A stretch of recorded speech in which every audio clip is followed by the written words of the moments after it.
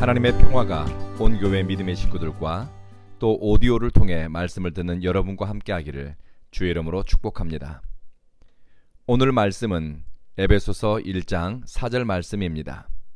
이 말씀은 창세 전부터 하나님의 계획이 무엇인지, 그리고 우리를 향한 하나님의 기대가 무엇인지를 들려줍니다.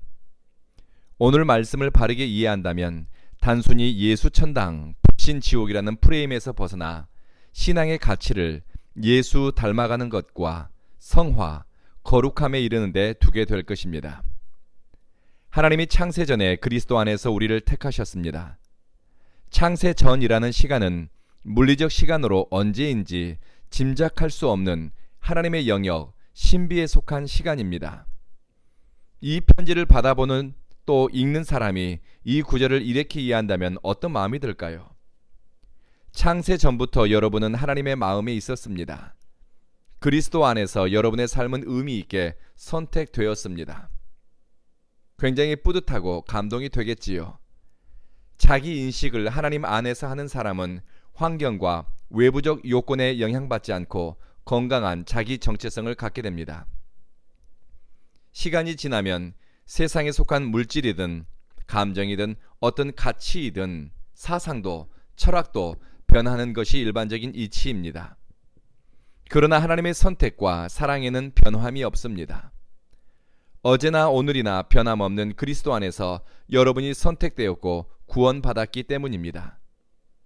날아가는 연기 같고 사라지는 안개 같은 존재이지만 그리스도 안에서만 우리 삶은 의미 있고 또 하나님의 선택과 뜻에 합당한 삶을 살 수 있다는 것을 기억하십시다.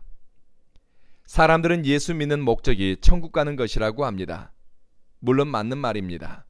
그런데 그것만이 예수 믿는 전부일까요? 예수 천당, 불신 지옥이라는 단순한 논리로 하나님의 경륜과 구원의 섭리에 대해 다 설명할 수 있을까요? 바울은 구원 얻을 만한 다른 이름을 우리에게 주신 일이 없으며 예수를 믿음으로 또 그 이름을 힘입어 하나님께로 나아갈 수 있다고 강조합니다. 그리고 더 자주 여러 서신서에서 역설하는 것은 예수를 믿는 성도의 삶의 내용들입니다.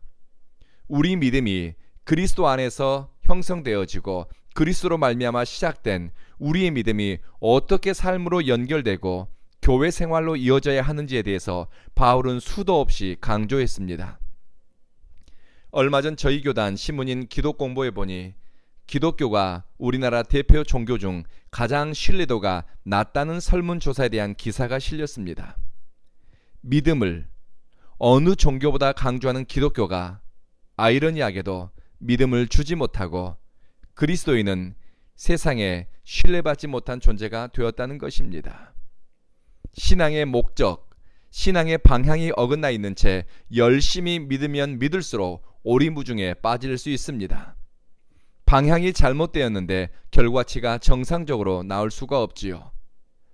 바울은 에베소서 1장 4절에서 하나님이 창세 전부터 우리를 향한 궁극적인 뜻과 의도가 무엇인지 밝힙니다. 그리스도 안에서 택함받은 우리가 사랑 안에서 주님 앞에서 거룩하게 흠이 없는 존재가 되는 것, 바로 거룩한 존재, 흠이 없는 존재가 되는 것, 이것이 그리스도 안에서 구원받은 성도를 향한 하나님 아버지의 마음입니다. 성서학자에 따르면 여기서 거룩함은 과거 하나님께 제사 드리던 제사장들이 하나님 앞에서 가져야 할 조건이라고 합니다. 거룩은 제사장에게는 살고 죽는 문제와 연결될 정도로 중요한 것이었습니다. 하나님이 거룩하니 너희도 거룩하라고 하나님이 요구하셨습니다. 거룩을 위해 먹는 것도 만지는 것도 지나가는 것도 주의하고 살피고 마음을 쓰도록 했습니다.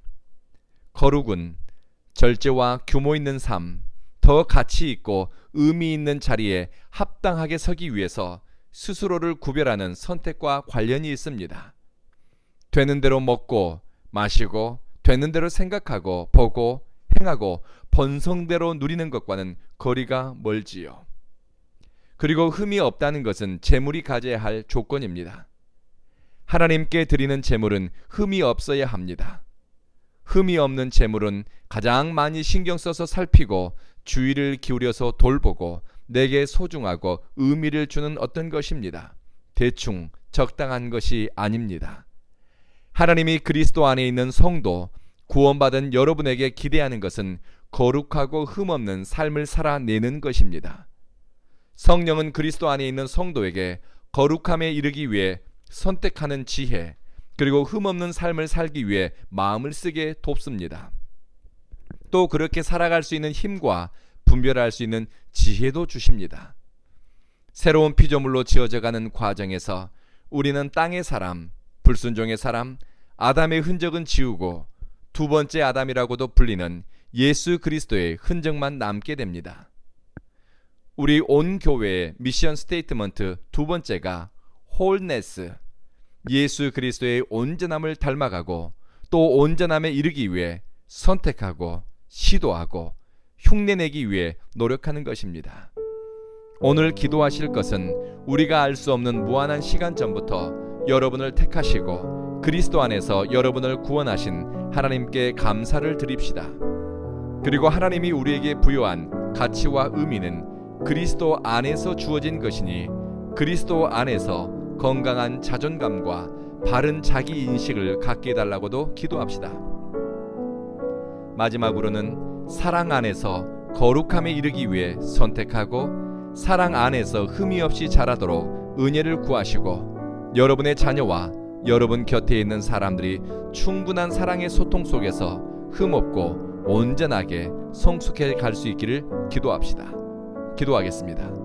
자비하신 주님, 사랑 안에서 거룩하고 흠없이 사는 것이 하나님 아버지의 뜻이지만 우리 가운데 사랑받지 못함으로 상처받은 이가 있습니다. 사랑의 소통이 단절되거나 왜곡되어 영적 균형이 기울어진 사람도 있습니다. 하나님 아버지의 독생자 예수를 내어주는 사랑을 깨달으면서 사랑의 확신을 갖게 하소서. 예수 그리스도의 주고주는 십자가 사랑을 믿음으로 우리 안에 다시 사랑의 불꽃이 타오르게 하소서. 예수 믿고 천국 가는 것으로 신앙의 마침표를 찍는 것이 아니라 예수 믿는 성도로 거룩한 삶과 흠이 없는 삶에 대해 고민하면서 예수님 닮아가는 열심과 노력에 힘쓰게 하소서. 성령께서 우리를 도와주십시오. 주님, 우리 온 교회 믿음의 식구들이 예수님의 온전함을 바라보면서 인생의 목적을 찾고 예수님의 온전함에 이르기 위해 선택하는 용기를 내면서 새로운 피조물로 지어져 가게 하소서.